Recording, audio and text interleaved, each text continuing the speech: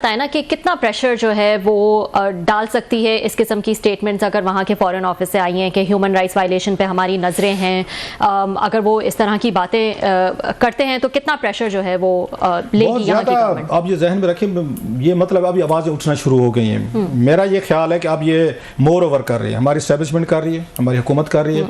जितना एक मुझे याद है कि हमारे साथ ये फवाद चौधरी साहब थे, क्लिप भी पड़ा हुआ किसी वक्त दिखाएंगे, तो वो हमारे साथ थे। मेरे ख्याल 23 या 22 अप्रैल का था जब हुकूमत खान साहब के टूटे हुए ना, कोई 10 दिन हुए थे। 11 को गए, 22 को हमने अपने शो में लिया था, GTV पे थे। तो चौधरी साहब उस वक्त बिल्कुल आपको पता, चौधरी साहब बीइंग ए मैवरिक, वो अच्छी खासी धमकियाँ तड़ियाँ दे रहे थे, जैसे पॉलिटिकल में बात कर रहा हूँ। तो उन्होंने कहा, तो मैंने उनको कहा, मैं कि सर जी आपको लगता नहीं है कि जानबूझ के आपको थोड़ी सी स्पेस दी जा रही है कि एक दिन आपकी बहुत बड़ी वारदात डालें और वो नीचे से क्लीन खींच लें। वही कुछ हुआ 9 में, वही कुछ हुआ कि वो देते गए, स्पेस देते गए। सो मैं ये समझता हूँ कि वही एस्टेब्लिशमेंट को काम नहीं करना चाहिए कि आप भी उसी तरीके का दबाव, जैसे खान साहब ने अपना 11 अप्रैल से लेके 9 मई तक के दरमियान उन्होंने कहा कि मुझे रोकने वाली कोई नहीं है। Sorry ultimately they did a damage lastly. मुझे पता है कि वो साथ हमारे, एक सेकंड, तो उस पे अभी भी मुझे लगता है कि एस्टेब्लिशमेंट जितना दबा रही है ना चीज़ों को, लोगों को दबा रही है, वो पार्टियों को दबा रही है, वो इंटरनेट को दबा रहे हैं, VPN पे चले गए हैं, सामने खुल के आ रहे हैं, इनको भी उसी तरह का नुकसान हो सकता है। जैसे इमरान खान साहब ने ये 11 अप्रैल से लेकर 9 मई के दरमियान उन्होंने भी नहीं ख्याल किया था कि जनाब कि मैंने कितनी पावर कहाँ तक यूज़ करनी है। तो मुझे लगता है कि एस्टेब्लिशमेंट भी उसी कोर्स पे जा रही है, कोई बड़ा अपना नुकसान ना कर बैठे। किसी स्टेज पे इनको भी, वो कहते हैं ना, स्टैंड डाउन, इनको इतना ज़्यादा जाके चीज़ों को मैनेज करने से पाकिस्तान को नुकसान होगा, इनको खुद नुकसान होगा, आपकी अपनी पूरी यूथ को होगा, ओवरऑल सोसाइटी को होगा। सो स्टैंड डाउन, जो मतलब मेरा मिलिट्री की टर्म है, जरा स्टैंड डाउन। आई होप आपका मशवरा जो है वो उन तक पहुंच जाए। इस वक्त मुर्तज़ा अली शाह साहब जो हैं वो लंदन से हमारे साथ मौजूद है, सीनियर सहाफ़ी, इनसे बात कर लेते हैं। अस्सलाम वालेकुम मुर्तज़ा। जी वालेकुम सलाम। Thank you so much for joining Murtaza. Murtaza ज़रा बताइएगा, हसन नवाज के जो बैंक्रप्सी वाला केस है उस हवाले से मैं आपसे पूछना चाहूँगी, क्या एग्जैक्टली केस है और क्या ये उसी तरह है जैसे अमेरिका में तो बहुत कॉमन है कि अपनी लाइबिलिटीज से जान छुड़ाने के लिए आप बैंक्रप्सी जो है वो फाइल कर देते हैं क्योंकि इन द एंड आपको पेमेंट ना करनी पड़े। So it's very common there. Is it that? क्या केस है, प्लीज़ बताइएगा ज़रा। जी एग्जैक्टली, बिल्कुल जो लाइबिलिटीज से जो जान छुड़ाने का केस है। मैं देख रहा था कि बहुत सारी जगहों पे रिपोर्ट हुआ कि ये टैक्स इवेजन का केस है। टैक्स इवेजन नहीं है। टैक्स इवेजन अगर हो तो टैक्स इवेजन में आपको क्राउन प्रोसिक्यूशन आपको प्रोसिक्यूट करती है और आपको जेल जाना पड़ता है। ये है सिविल केस है। यहाँ पे जो लाइबिलिटी है, जो कंपनी लाइबिलिटी है, बल्कि इसमें जो हसन नवाज है, जो पर्सनल उनकी लाइबिलिटी है, ये वो उनकी कंपनीज के ऊपर जो था उसमें अपने आप को उन्होंने बैंकरप्ट उन्होंने डिक्लेयर करवाया। और अगर इसका मैं आपको थोड़ा सा बैकग्राउंड बताऊं जी प्लीज, तो ये जब हसन नवाज को बैकग्राउंड से पहले ये मैं सॉरी आपकी बात कर, अमाउंट कितनी है जिस पे उन्होंने बैंकरप्सी अब डिक्लेयर किया, कितनी अमाउंट पेएबल थी सर? वो जरा अमाउंट सामने नहीं आ रही, अगर मैंने कोई मिस किया है कहीं पे। अमाउंट कितनी थी? अभी तक नहीं सामने आ रही, लेकिन मैं इसके ऊपर काम कर रहा हूँ और जल्दी आपको मैं वो वाला भी पूरा जो केस फैक्ट्स हैं exactly in pennies and pounds में आपको बता दूंगा सर। लेकिन जो अभी तक मेरी इंफॉर्मेशन है वो यही है कि ये मिलियंस में है, क्योंकि अच्छा एक कॉमन अगर मिलियंस ऑफ पाउंड में है, मिलियन ऑफ पाउंड में, मिलियंस ऑफ पाउंड में अगर ये 1-1.5 मिलियन का काम होता तो इतनी पेमेंट वो आसानी से कर लेते। ये एक्यूमुलेट हुए में बहुत ज्यादा पैसे, आई वुड इमेजिन कि ये समथिंग अराउंड 10 मिलियन या उससे ज्यादा की हो सकती है। हसन नवाज की या शरीफ फैमिली के वक्त का बंदा इससे कम पे कभी अपने नाम के ऊपर बैंकरप्सी ना लेता। और बैंकरप्सी भी यहाँ पे जैसे आपने पहले कहा कि ये जिस तरह अमेरिका में जो लाइबिलिटीज से जान छुड़ाने के लिए किया जाता है, एग्जैक्टली ये डेटा कॉपी है यहाँ पर भी होती है, वेस्टर्न यूरोप में और इन ममालिक में भी उसी तरह होता है। लेकिन इसमें एक नुकसान ये है कि 6 ईयर्स तक के लिए आपका जो बैंक अकाउंट में आप पैसे नहीं रख सकते, 6 ईयर्स के लिए आप कोई कंपनी डायरेक्टर नहीं बन सकते, और है ये सिविल केस 6 साल के बाद आपको क्लीन चिट मिल जाती है।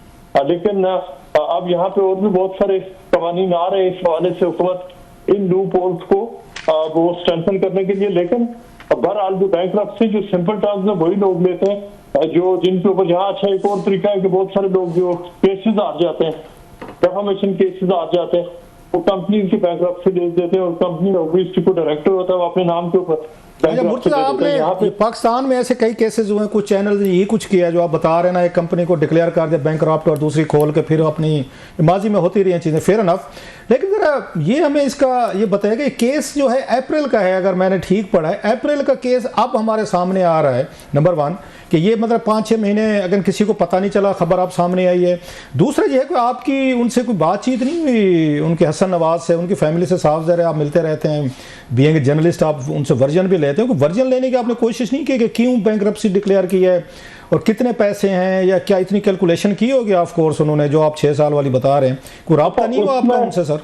मैंने उसी वक्त उनको अपना वो क्वेश्चन लिख के भेज दिए थे जब हमारे हिस्टोरिकल सबसे पहले जो जियो पे चली थी उससे पहले, लेकिन उनका जवाब ये आया कि वो ट्रैवल में है और वो इस हवाले से रब्ता करेंगे, और अभी तक उन्होंने जवाब तो नहीं दिया। लेकिन क्योंकि यहाँ पे वर्जन तो ऑब्वियसली ऐसे केस है, मतलब बंदा क्या वो इंटरव्यू देंगे, वो तो बहुत क्लियरली डेमोन्स्ट्रेटेड है कि हुआ क्या, और वो जो गजट है ऑफिशियल गजट है उस पर खबर आ गई। अच्छा ये खबर तो वही वाली बात अप्रैल की स्टोरी थी, मतलब वो थी, वो लेटर था या गजट था, तो अब आया आप तक, मतलब आप खबर पर बाज़वा होती है, खबर बहुत बढ़िया नो डाउट, तो लेकिन ये थोड़ी सी 5-6 महीने मतलब है उन्होंने छुपाए रखी, छुप गई, या रिपोर्टर्स को नहीं पता चला? जहां तक खुलासा था मुझे जरूर पता था कि उनका जो इंसॉल्वेंसी कोर्ट है रोल्स बिल्डिंग है, वहां पे कोई केस चल रहा है, लेकिन केस की एग्जैक्ट नेचर क्या थी ये नहीं पता चल सकी थी, इसलिए कि यहाँ पर लोगों के मुख्तलिफ मामला वो कोर्ट कचहरी में ही होते हैं। लेकिन एग्जैक्ट ये क्या इंसॉल्वेंसी की तरफ जाएगा फ्रैंकली भी किसी को नहीं पता था। ये मुझे जरूर किसी ने इन्फॉर्म किया था कि हसन नवाज का जो टैक्स लायबिलिटीज के हवाले से कोई केस है, लेकिन ये केसेस तो ये भी मुझे बताया गया था कि ये जो कोविड के बाद जब कोविड आया था उस वक्त हसन नवाज का बिजनेस था, उसने सफर किया था, ब्रेक्सिट था, फिर कोविड था, फिर हसन नवाज के अपने हेल्थ के बड़े सीरियस इश्यूज चल रहे थे, यहाँ तक तो जनरल नॉलेज था, लेकिन ये अंदाजा किसी को नहीं था कि वो इवेंचुअली मतलब अपने आप को बैंकरप्ट डिक्लेयर करेंगे। अच्छा आपको मुर्तजा याद होगा, आप स्टोरीज फॉलो करते रहे, हम भी यहाँ से करते रहे, कि जब ये एवन फील्ड फ्लैट्स का मामला आया था तो उस वक्त भी हसन नवाज के इंटरव्यू ने प्रॉब्लम पैदा किए थे। इफ़ यू रिमेंबर BBC के साथ जो इंटरव्यू दिया था उसमें उन्होंने कहा था मुझे रेंट पे रह रहे हैं, इस तरह की चीज़ें, पहले बयानात थे शायद हमारी प्रॉपर्टी है। उस वक्त भी मेरा ख्याल है हसन नवाज का जो इंटरव्यू था तो वही वो शरीफ फैमिली के लिए प्रॉब्लमेटिक बना था। फिर उनका एक अपने आप को डिक्लेयर करना बैंकरप्ट, अनदर एक स्कैंडल आएगा शरीफ फैमिली पे, इनकी बिजनेस ट्रांजैक्शन या इनकी बिजनेस इंटेग्रिटी पे।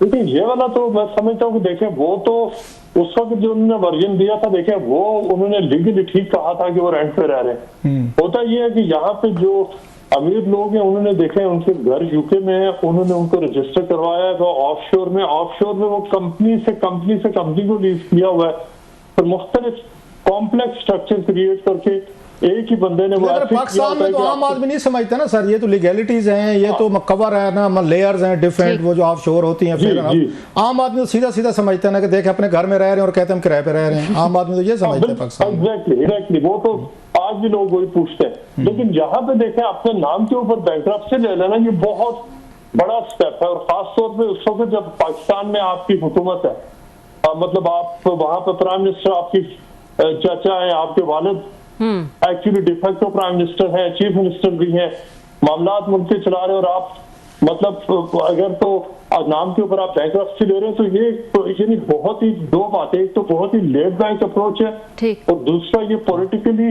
मतलब इमेज के हवाले से डेवस्टेटिंग है। अच्छा आपने हमें क्योंकि लेट ज्वाइन किया था, जो आपका टाइम हम थोड़ा सा खुद खा गए, तो पूछना तो चाहेंगे लास्टली थोड़ा सा अगर कोई बताएं कि अभी जो यूके के फॉरेन सेक्रेटरी साहब ने इमरान खान साहब के हवाले से जो लेटर लिखे अपने MPs को जवाब दिया, उसमें उसको कैसे देखते हैं कि पहली दफ़ा कोई मुल्क है यूरोप में हो या पूरी दुनिया में फर्स्ट कंट्री जिनके फॉरेन सेक्रेटरी इमरान खान साहब के हवाले से अपनी उन सपोर्ट का भी उन्होंने इंडिया दिया है, मिलिट्री ट्रायल के खिलाफ बात किया, ह्यूमन राइट्स अब्यूजेज हों, इलेक्शन वगैरह दीगर चीज़ें, इसको आप कैसे देखते हैं कि यूके की पॉलिसी में चेंज आ रहा है? माजी की जो हुकूमतें थीं उन्होंने कोई दिलचस्पी नहीं दिखाई थी खान साहब में, ये न्यू जो उनकी आई है लेबर पार्टी आई है तो इनकी अप्रोच में चेंज है, खान साहब की तरफ सिंपैथेटिक है ये, और कुछ कर पाएंगे, रिहा करवा लेंगे? क्योंकि ये जो स्टैंडर्ड है, ये वो जो खत है, मैंने वो इसके ऊपर स्टोरी भी की है, ये जो देखें उससे दो बातें वो कह रहे हैं। एक तो वो कह रहे हैं कि अभी तक पाकिस्तान की तरफ से इंडिकेशन नहीं आई कि मिलिट्री ट्रायल होगा। अच्छा, तो एक और बात है कि यहाँ पे ये कि बरतानवी हुकूमत का फॉरेन सेक्रेटरी के लेवल पे जवाब देना यस ये सक्सेस है। ये किसी मुल्क ने एक्चुअली हुकूमत के लेवल पे जवाब दिया नहीं, जो कि पहला मुल्क है। दूसरा ये है कि वो ये कह रहे हैं कि अभी तक मिलिट्री ट्रायल की इंडिकेशन नहीं है, लेकिन उसके अलावा पूरा लेटर ये है, वो ये कहते हैं कि फॉर एग्जाम्पल जो जुडिशियल प्रोसेस है, जो कॉन्स्टिट्यूशन अमेंडमेंट्स है, ये पाकिस्तान का अंदरूनी मामला। मुर्तज़ा में एक और इसमें इम्पोर्टेंट चीज़ है, मैं सॉरी आपकी बात कर रहा हूँ, खान साहब को तो 1.5 साल तो से ज़्यादा जेल में हो गया है।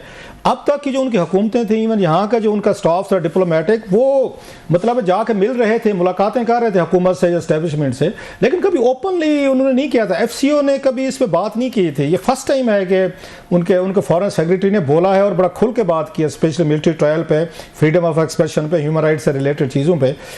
सो इस पॉलिसी चेंज तो है। पहले वो बैकडोर चैनल से वो अप्रोच कर रहे थे हुकूमत को या फौज को, अब की दफा तो डायरेक्ट बात की है उन्होंने। Sir, it's a big change.